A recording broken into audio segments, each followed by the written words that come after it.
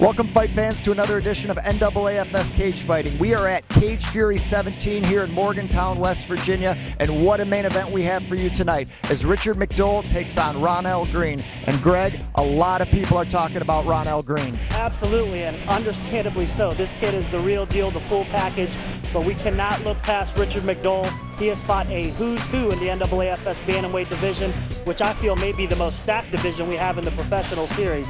So this is going to be a very interesting fight, and you cannot overlook Richard McDowell. Absolutely. Should Ronell Green be victorious? A lot of people are talking that they want to see Ronell Green versus Isaiah Chapman. But first, we got to have this fight. So don't go anywhere. We'll be right back.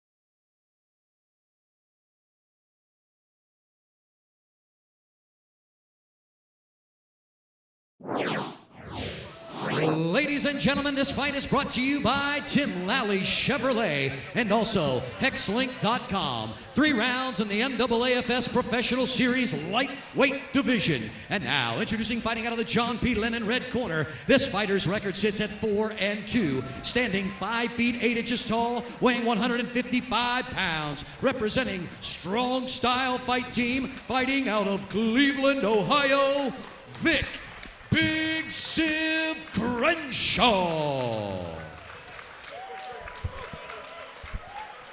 And now his opponent fighting out of the Intimidation blue corner. This fighter's MMA record sits at 9-5, standing 5 feet 8 inches tall, weighing 156 1/2 pounds, representing New Manchester, West Virginia, Rhett Northcraft. Your referee is Cody Tuttle. Well, there you have it. Rhett Northcraft, a West Virginia guy. Nothing like repping a camp out of West Virginia here in Morgantown. Get some people behind you. I'm sure, no doubt, he's brought quite a few fans from his hometown here tonight. Yeah, so that's a good bet. Here we go. So here we go. Crenshaw comes out southpaw. Good jab.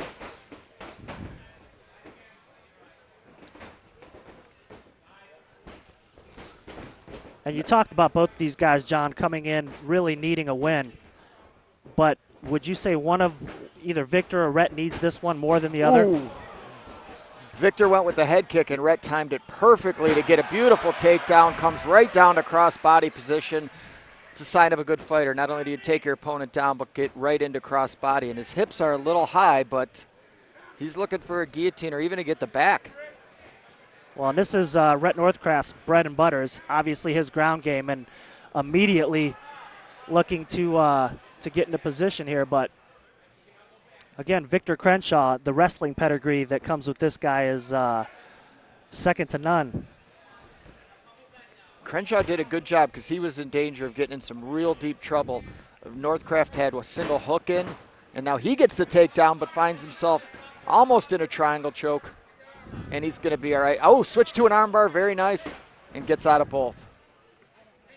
Now you can see early on Rhett Northcraft really being aggressive, looking for the early submission, but Victor Crenshaw, again, this guy, you know, when you talk to the guys at Strong Style, they say he may be the best athlete in the gym, and that's a statement when you look at the guys that are coming out of that camp. Certainly, he would have the advantage as far as training partners.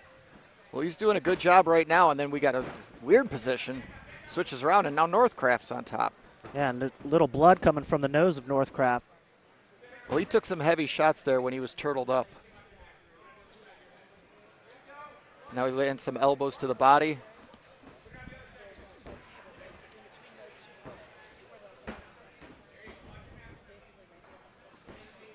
And now we find that Crenshaw's in turtle position. And one thing to watch out for with Northcraft in particular, as the fight goes on, how will his cardio be? That's if there's been a knock on Rhett as an amateur, it was that as the fight went on, needless to say, he would lose some steam, and that's something that we really need to pay attention to here. See if he's worked on his conditioning. Nice inside leg kick.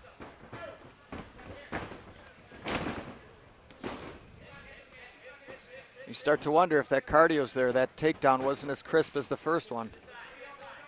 And we could already be seeing signs of fatigue.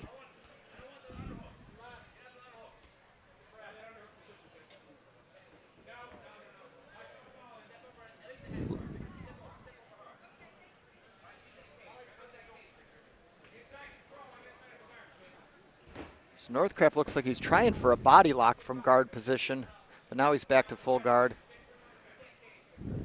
Running some elbows up there. And we are using the unified rules here tonight. NAAFS's second trip ever to the state of West Virginia, and it won't be our last. Yeah, and if the crowd seems just a wee bit subdued right now, you know, this is the first fight of the night, and there is a line of cars around the block. Yeah, first time in this venue, and yeah, from what I understand, there is quite a few people waiting to get in the arena, but we're only one fight in here, so buckle your seatbelts.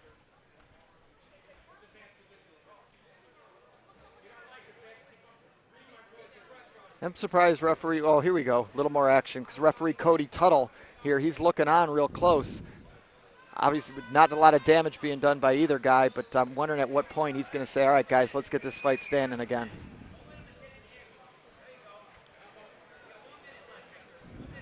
About a minute left here. See if Crenshaw can get a last bit of steam and try to finish this, or if he's content to grind this one out, thinking he's done enough to win the round.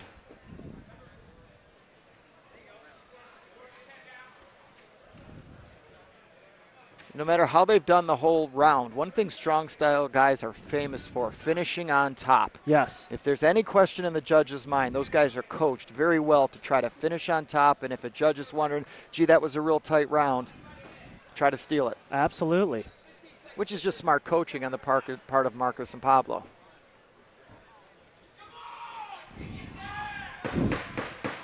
Now we hear the crowd get a little restless. Well, that's the, I guess, the one potential downfall when you have two wrestlers of this caliber. This is sometimes the type of fight that you're going to see. Now, granted, we're early in the fight, and I think as they loosen up, we're going to see a little more aggressiveness from both fighters. But you know, I think that round definitely 10-9 Victor Crenshaw.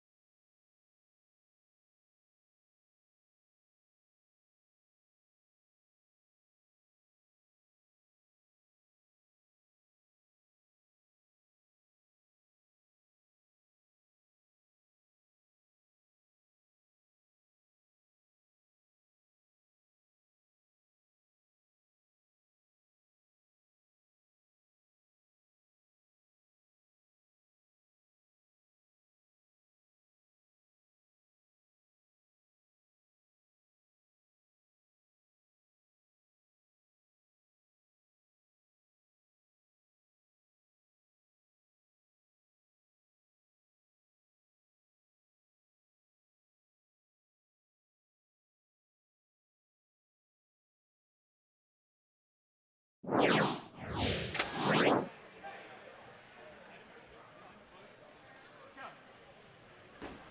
think we had a premature bell there. Well, we'll cut these guys some slack here in West Virginia. This is, I believe, only the 3rd or 4th ever sanctioned show in the state. So, commission here starting to understand and learn the finer parts of the sport, but we'll have to give them a little bit of leeway. And Crenshaw dives in for a single.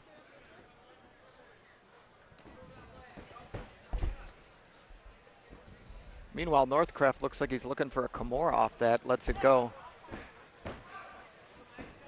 Oh, man. There was a nice little effort for that flying knee there. Yes, it was. Nearly caught Crenshaw. Yeah. That's something I'm going to want to take a look at. I'm sure our guys in the truck will get that one because I want to see that one again.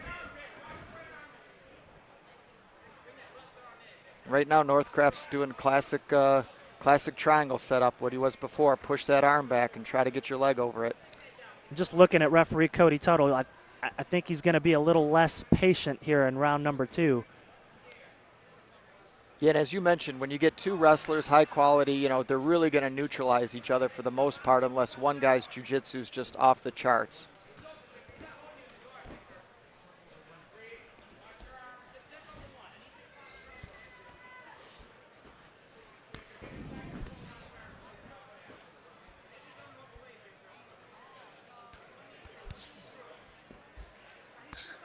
Northcraft looks like he's looking for a sweep, but I don't think his hip was in the right position to fully get Crenshaw moving. But he's going to use the cage and go for an armbar. This is a classic move out when you're pressed up against the cage.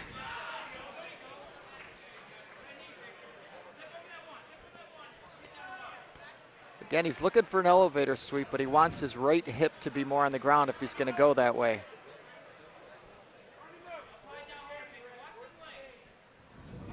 Good elbow there, short, quick elbow, and those are connecting. I think Northcraft's getting a little frustrated getting pinned up against the cage. I don't care how much adrenaline you got going. That fence, when your head's smashing against it, is a big pain.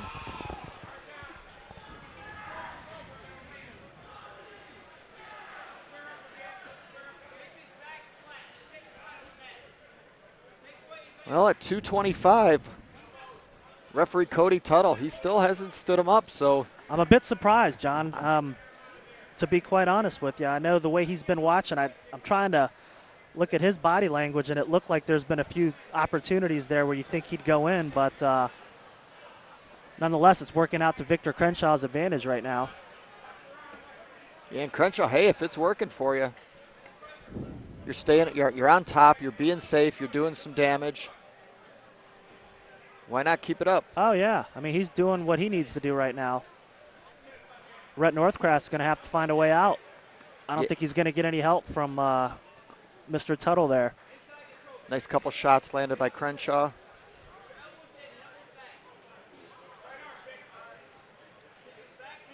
And there you go. With 1:30 left to go, let's see if we can get any fireworks. Crenshaw does not look tired. Northcraft, he doesn't look real tired either. I think just a little frustrated.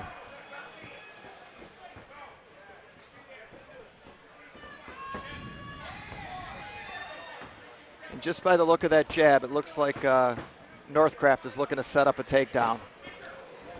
Yeah, definitely not as crisp as he was in round number 1. Crenshaw looks a bit gassed too.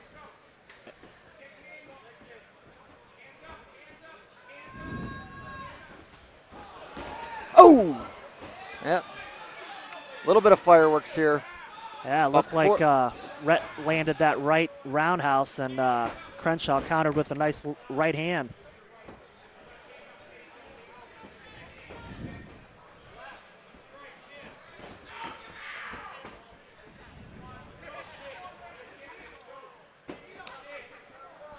And I'm trying to think, don't want to be negative here, but who is Victor's other loss? Was it the Honey Badger? Yes, it was. Bill Algeo as an amateur. Whose jiu-jitsu is very slick. No shame getting caught in a submission from that guy. No, Algeo's had quite an accomplished amateur career. Spinning back fist attempt by Rhett. As we wrap up round number 2. Another round I think you've got to give to Victor Crenshaw. I agree. Even though Northcraft was kind of pushing the pace at the end.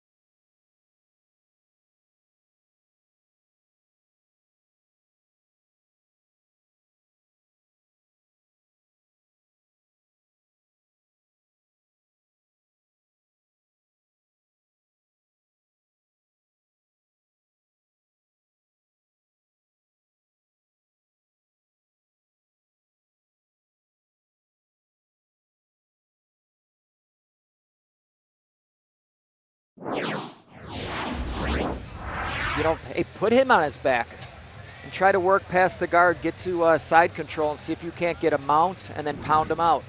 That's a good point. We'll see if that's the approach he has.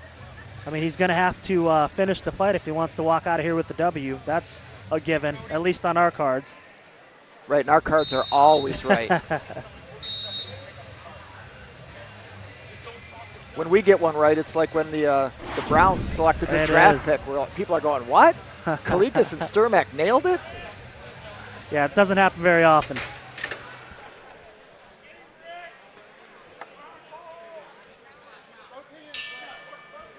Well, here we go. Final round. Let's see if anybody wants to just really try to go out and take this, or if Crenshaw's going to say, hey, you know what? I know I'm up 2 rounds. I'm going to be smart about it. Good jab there.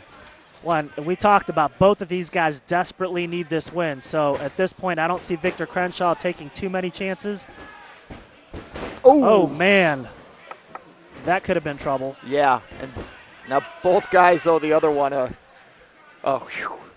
because that was reminiscent of the first round when Northcraft went for that. Or no, that was when Crenshaw went for the head kick in the first round. Now this time it's Northcraft. And we find ourselves back in familiar territory here. Victor Crenshaw. And in the 3rd round, we'll see if Mr. Tuttle is any less patient than he was in round 2.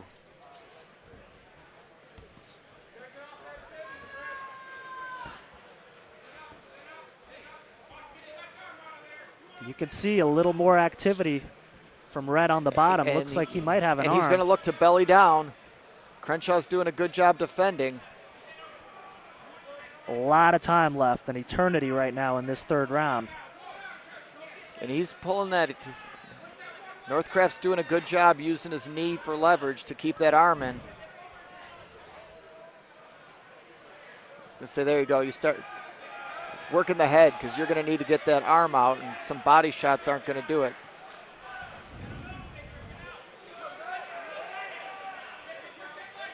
And Crenshaw right now is just, he's saying, go ahead, give me cauliflower, or I don't care, but you're not taking this arm.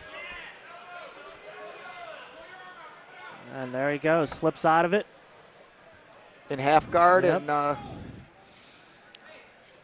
if I were him with knowing Cody Tuttle's timetable, I'd just start working from half guard. See, and if you can get the mount, great.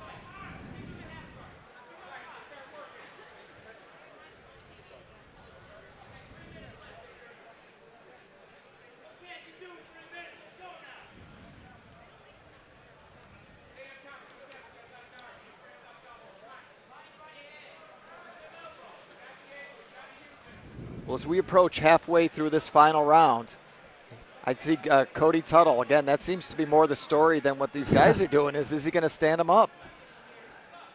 And at this point, I mean, you know, if a guy's working, which Victor is, you know, typically you want to let him try to fight out of this. But I'm not going to lie, John, I wouldn't mind a stand-up right here. Yeah, Victor's working, no question about it. I just don't know if he's really trying to advance his position. That's a good point.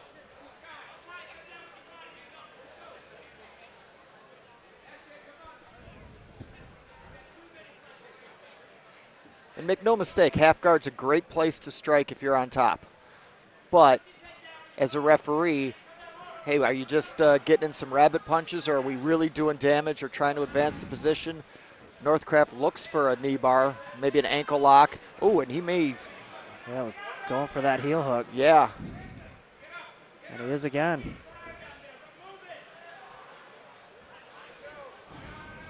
And he's working it. I can't tell from this angle exactly. Now he's going to switch up again. He's working on it. And Crenshaw needs to be careful here. Still a minute plus to go.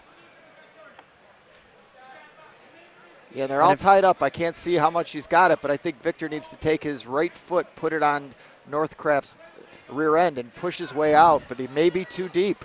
And now he starts going for one. This may be Northcraft's best opportunity here to finish this fight. Let's see.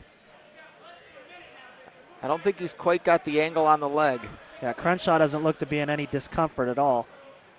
Nor is he in a panic to get out, which tells you now he's doing a smart thing. He's just letting the judges know, hey, I'm going for something too.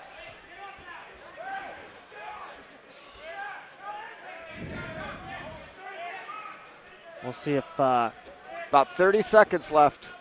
This is going to be Northcraft's last shot. Otherwise, I think this is Crenshaw's fight. He's landing some good elbows here. Will it be too little too late?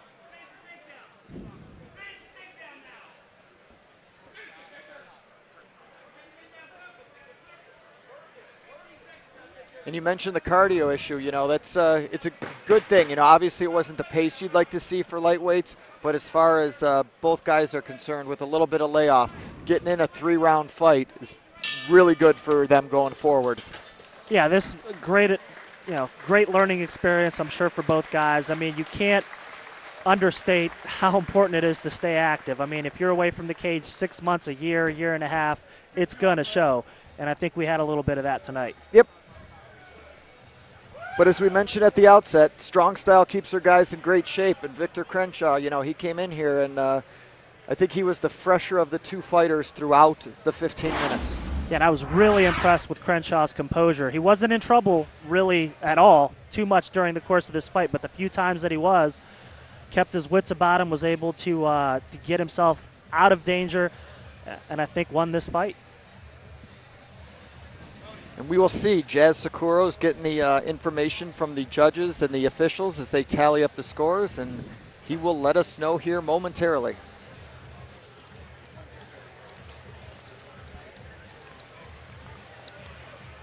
So, Greg, when is the next time the NAAFS will be down here in West Virginia? We will be in West Virginia June 22nd. We are going to be working with Bellator in Chester, West Virginia at Mountaineer Casino for a big show, so stay tuned. Now that's my kind of show. Absolutely. And it looks like we have a verdict. Let's send it up to the cage and make it official.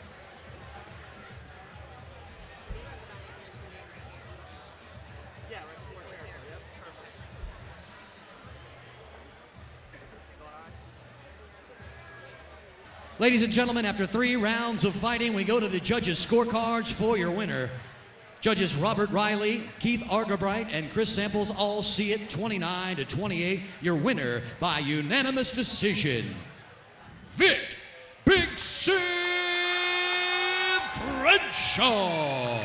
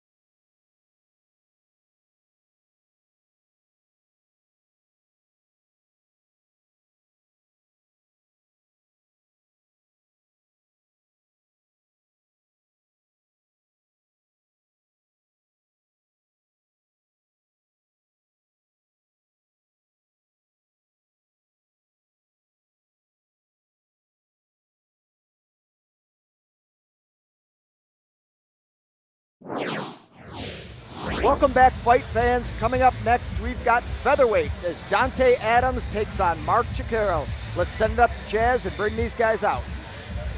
Ladies and gentlemen, our next fight is brought to you by Hewitt Painting and also Alpha Dog Fight Gear. They are the official professional gloves provider of the NAAFS. And now, making his way to the cage, please welcome Dante Adams. Well, here comes Dante Adams, 3-3 out of Sudden Impact MMA, and normally at this time I would throw it over to my partner, Greg Kalikas, but he's off taking care of some business, so I'm happy to have featherweight, undefeated 6-0, Wild Wild West Hansen joining me tonight. So Wild West, welcome. How you doing, man? Good. First time on the headsets? Yeah, first time ever, yeah. Yeah, so you're sitting in on this fight. Dante Adams takes on Mark Chicaro. Obviously, Chicaro is a huge name. Comes in 9-0, 8 submission wins, 7 rear naked chokes. You are also undefeated at featherweight. I'm not trying to cause anything whatsoever, but should Mark Chicaro become victorious tonight, do you see yourself and him ever button heads? Well, I think we were supposed to fight, actually. I caught wind of it early. I think it was actually my second fight with NAAFS. His name got brought up to me, and but I was supposed to fight. It didn't happen, and here recently I got sponsored by Thick as Steve's Fight Co., and they're on that together. So we've been talking back and forth a little bit, chatting it back and forth. So, you know, you never know what happens down the road in the pro game. So all friendly, just, hey, we may know where our paths are going to cross. Yeah, absolutely. I mean, he's a great fighter, obviously on his way to the top, and I see myself going to the same place. And if paths cross, paths cross. If not, you know, that's how it goes.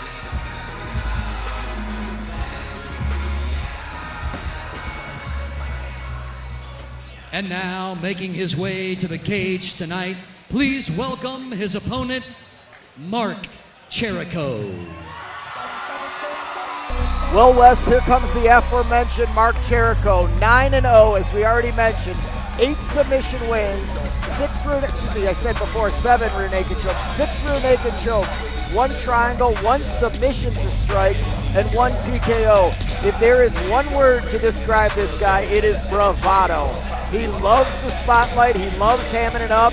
Unfortunately for him, He's probably not going to be the bad guy tonight because he's right close to Pittsburgh. He's going to bring a lot of fans, but I remember when he came up to Cleveland fight night in the flats, first thing he talked about was the Cleveland Browns sucking. Then he talked about LeBron James leaving. And you see how he comes out looking like this with the glasses, all sorts of shenanigans with this guy. But let's take a look at our Tim Lally Chevrolet tail of the tape, and that picture says it all.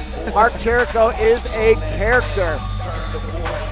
So Dante Adams, a little bit of a height advantage, quite a reach advantage, 6-inch reach. And Wes, when you're fighting, how much does a reach advantage mean to you? Well, at 145, man, you get a lot of tall, lanky guys. I didn't realize how many tall, lanky guys there are at 145. And when you got that reach advantage going against you, you got to be able to close your distance real fast. You know, not let him use that range and the arm length and distance like that. Well, Cherico is 100% totally ready for the pro game. He great stand-up. He's got good head movement and excellent wrestling. And when he gets down on the ground, man, he's like a python. And as far as reach goes, I can attest to that.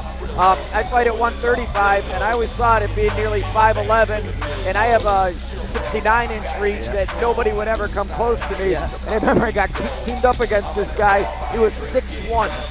I go 6'1", 135. What the heck? I thought I came down to this weight class for a reason, to be the tallest guy. But nonetheless, I'm excited to see Mark Cherico do his thing tonight. And should he be victorious and your guys' paths cross, best of luck to both of you. Yeah, appreciate that. I'm glad I finally got to sit in and watch him live. I've seen the videos and stuff, so I'm glad I get to sit in and watch live. Ladies and gentlemen, this fight is brought to you by Hewitt Painting and also Out the Dog Fight Gloves. 3 rounds in the NAAFS Professional Series Featherweight Division. And now, introducing fighting out of the John P. Lennon red corner, this fighter's MMA record sits at 3-3, standing 5 feet 11 inches tall, weighing 144 1/2 pounds, representing Sudden Impact, fighting out of Fort Wayne, Indiana, by way of Lansing, Michigan, Dante the Piranha Adams. And now his opponent fighting out of the Intimidation blue corner. This fighter is undefeated with 9 wins and 0 defeats. Standing 5 feet 8 inches tall, weighing 144 1/2 pounds, representing Fight Club Pittsburgh and Henzo Gracie Pittsburgh. Fighting out of Bloomfield, Pennsylvania, he is the 2011 NAAFS Amateur Series National Champion in the Featherweight Division. He is making his professional debut, the pride of Bloomfield, Mark Cherico.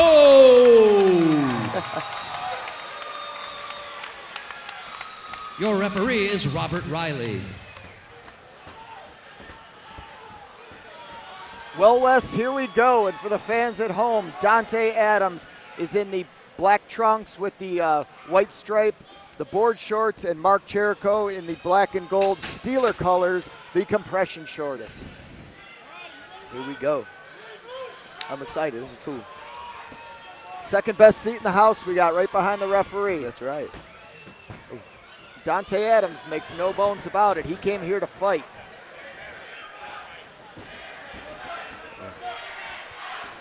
Nice little shot.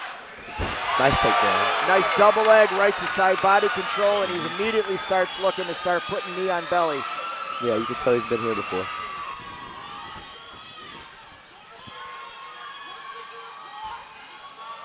And here's Cherico looking for a knee on belly, gets reversed, and tries to reverse, and Adams, I think, as he gets into half guard, nearly had full mount, but uh-oh, here comes Cherico's signature move. Gonna take his back. He's gonna take his back, and if you got that head, that's just nothing but a schoolyard bully lock, and here we go. You better protect that chin. Yep, because you know he is looking to add another rear naked there choke, it is. and it is over. Good night.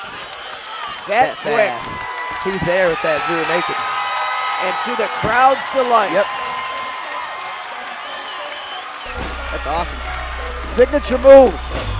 Well, Wes, I'm sorry we didn't get to spend more time with you, but I had a feeling that was going to happen. I mean, he comes in, and that's what he is known for. That makes it 7 rear naked chokes.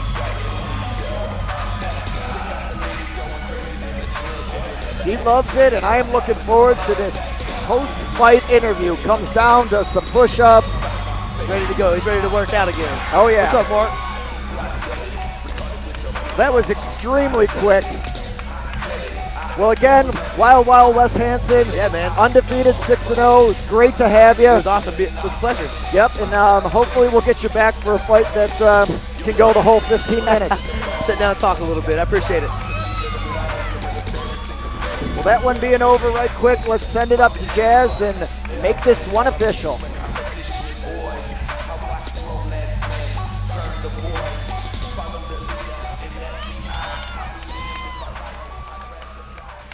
Ladies and gentlemen, this fight ends with a tap out due to a rear naked choke at 56 seconds of round number 1. Your winner, the pride of Bloomfield, Mark Jericho.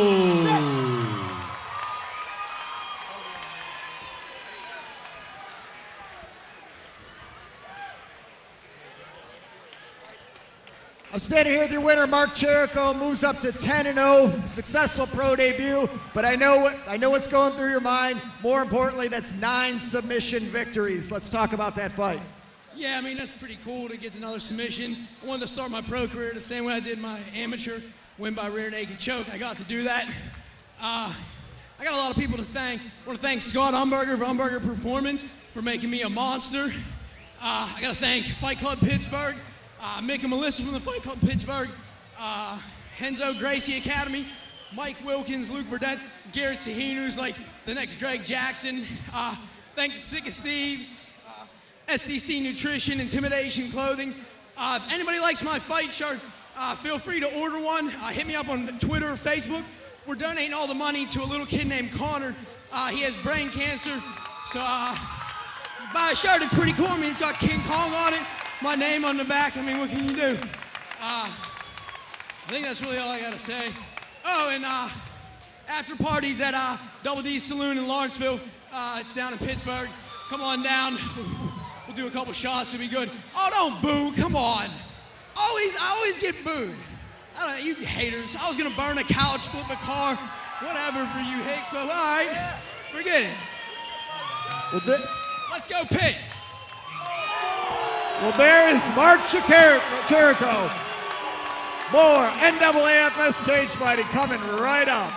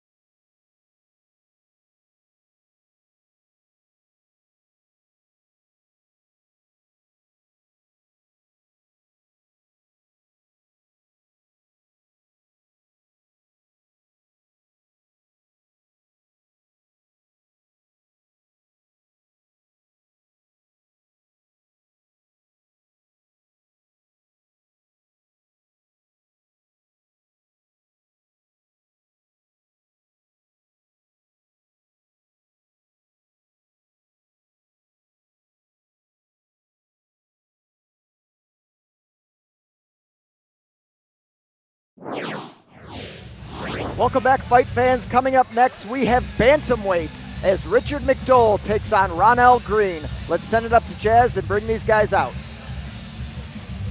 Ladies and gentlemen, our next fight is brought to you by Discount Drug Mart. They are the official ticket outlet of the NAAFS, and also by Intimidation Clothing. Be sure to stop by their booth right in the front, ladies and gentlemen, and check out the hot MMA gear they have tonight at the Intimidation Clothing booth. And now, making his way to the cage, please welcome Richard McDowell. Well, Greg, here comes Richard McDowell. We saw him quite recently as he took on Isaiah the Beast Chapman.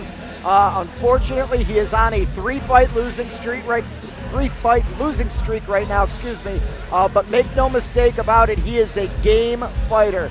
I wanted to see, obviously Isaiah Chapman I was familiar with. I wanted to see who the other two guys he lost to. Check this out. Yes, a three-fight losing streak. His opponents have a combined 34 wins. So he is not fighting chumps whatsoever. Not. Well, you said it. I mean, you could see last time when he fought for us, fought Isaiah, obviously, he had the ability. I mean, there's just something about this kid. You look at him and he looks like he's 12 years old. But make no mistake about it, he's dangerous, he's crafty, and he's here to fight. So it makes him even more dangerous, I think, that he's on a three-fight losing streak. So if you're Ronnell Green, you better come into this one ready to go. Absolutely, because when you got nothing to lose, you got nothing to lose. Yep. So might as well go throw caution to the wind. And he's a good, like I said, a good fighter. Started off 7-0, has hit a little bit of a rough patch. But when you're 7-0, you're going to start being put against the best. Absolutely. And again, 34 wins, 3 opponents. For a very young professional, that's a heck of a lot of wins and very good guys he's been fighting. No doubt about it. Real quick, want to say hello to our good friend, UFC and NAAFS superstar referee, Mark Matheny, the snake handler who is, I've been told, watching tonight. So, the snake handler, not in attendance, but on pay-per-view. We'll take Matheny any way you can get him.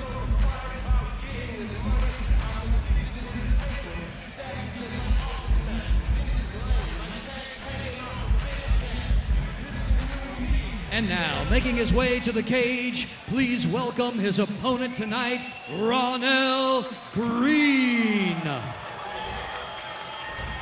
Well, Greg, Ronnell Green, we got to see him last time we were here in Morgantown. And if I'm not mistaken, he did put Amos Collins out cold with a guillotine choke back in January. Real good stand-up, and then Amos went to take him down. And Amos is kind of known as a jiu-jitsu guy.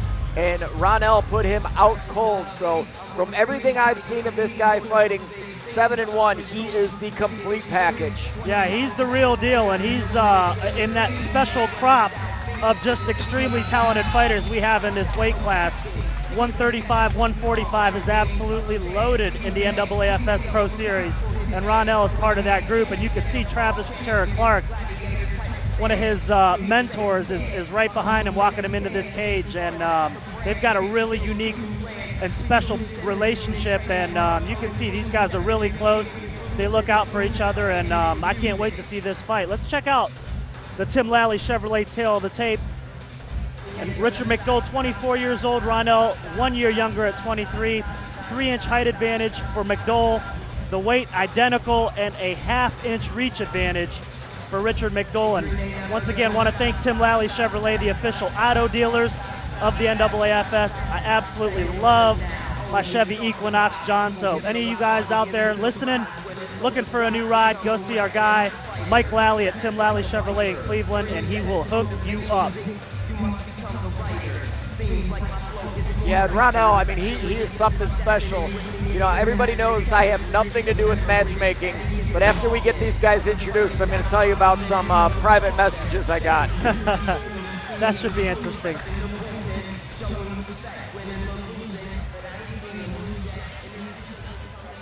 Ladies and gentlemen, this fight is brought to you by Discount Drug Mart and also Intimidation Clothing. 3 rounds in the NAAFS Professional Series Bantamweight Division. And now, introducing fighting out of the John P. Lennon red corner, this fighter's record is 7-3, standing 5 feet 9 inches tall, weighing 134 pounds, representing Elite Sports Academy, fighting out of Tiffin, Ohio, Richard McDowell. And now his opponent, fighting out of the Intimidation Clothing blue corner. This fighter's record is impressive with 7 wins and only 1 defeat. Standing 5 feet 6 inches tall, weighing 134 pounds, representing Bullpen Fight Club, fighting out of Wheeling, West Virginia, Ronell Mean Green. Your referee is Gary Copeland. Here's an interesting tidbit before we get this matchup going. Team Bullpen is a combined 18-0 in NAAFS competition. 18-0 that's unheard of. It literally is unheard of in the NAAFS. That's a remarkable streak, and we'll see if Ronell can make it 19-0 here. Well, should he be successful, some of the private messages, and this is not from any fighters, just from random fans wanting, ooh, here we go, Ronell's getting right busy, is that they are looking forward to Ronell versus Isaiah Chapman. That's the fight everyone wants to see, and I have a feeling we're going to see it in due time. But right now, no rush. Let's. I was going to say, Mr. McDowell has a lot to say about that. Yes, he does. And he is working on a submission right now. Good knees. And Ronell might be in trouble. Yes, he might. And as we said at the outset, if fighter's got nothing to lose, you can see the pain he is in. Yes, he is. And is he going to be able to survive? I don't know if he's got the thumb right where he needs it to be.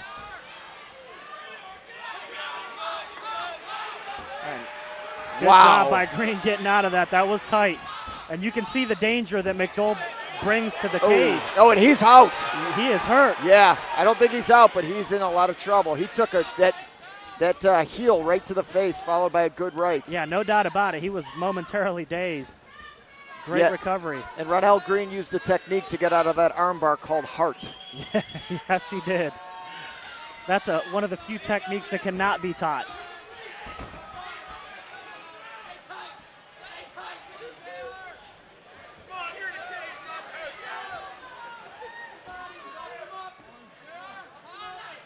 North-south position for McDowell.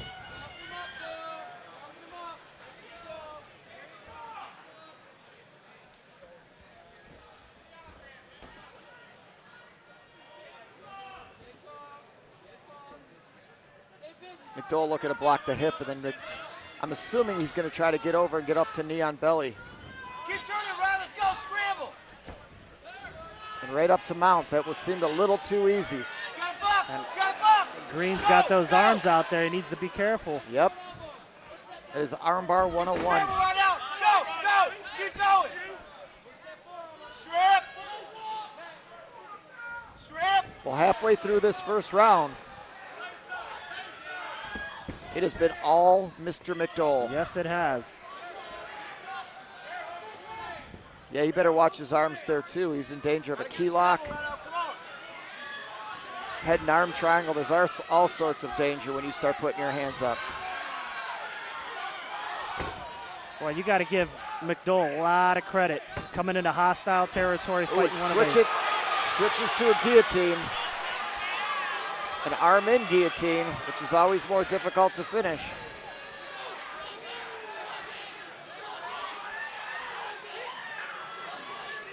I think the elbow's too high. I think Ronell's going to pull out. I think so.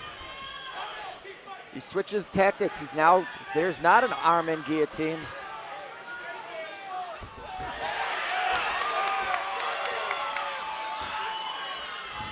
He's looking for that armbar again. Ronell looking to pass, and then McDowell's looking for a triangle. Good shots landed by Ronell Green right in front of us.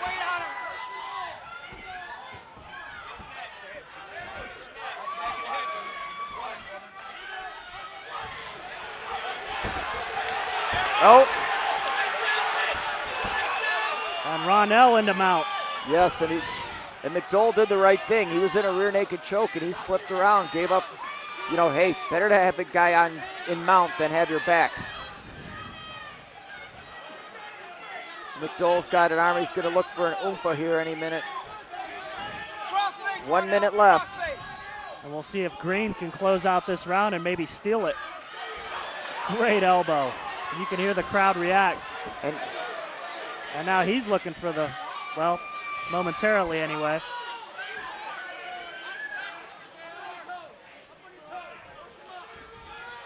it's a little high on his back. And I think McDowell's going to look to reverse it, which I think he's going to be successful. And now he's on top. And if there was any doubt about stealing the round, I think he may have just stolen it back. And those shots from the bottom have been effective. He just started holding his elbow. Oh, man. Look at his right arm. It's just lying there limp. Look at his elbows. I think his arm's broke. Oh. Look at his arm. It's Oh, broke. man. Oh, my God. Yeah, that does not look good. And that may have been from the first arm bar. Just as round one ends. Wow. And you have to feel for Rondell Green, obviously, but what a huge win this is for Richard McDowell, who you can see is not. Right there. That's even before he put in. I mean, yeah, even before that, if we guys in the truck, if you could even go back a little further, you're going to see where that arm just was dead. I don't know if something happened right there or if that was just the effects of the armbar that happened in the early part of the round.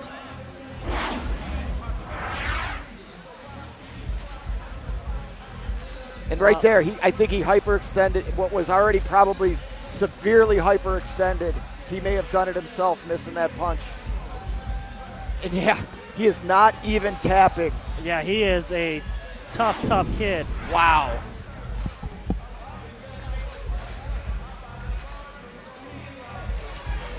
Nonetheless, Richard McDowell gets the win here tonight. He will snap his 3-fight losing streak against one of the young rising stars in the NAAFS Bantamweight division. And Jazz is making his way to the cage. Let's make this one official.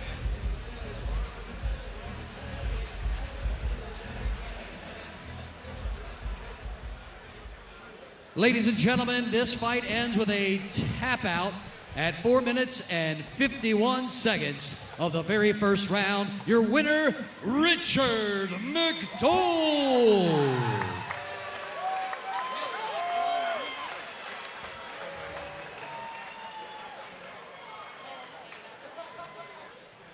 I'm standing here with your winner, Richard McDowell, moves up to 8-3. Greg Kalikas and I said at the outset, you're on a 3-fight losing streak, and we said there's nothing more dangerous than a guy who's looking for a victory off a losing streak, and you did it, my man. You came into somewhat hostile territory. Beautiful armbar at the beginning of the round. Let's talk about that fight. It was an accident. Nothing to say? Well, congratulations on the win. Very humble guy. Look forward to having you back here. Give it up for your winner, Richard McDowell. More NAAFS cage fighting coming right up.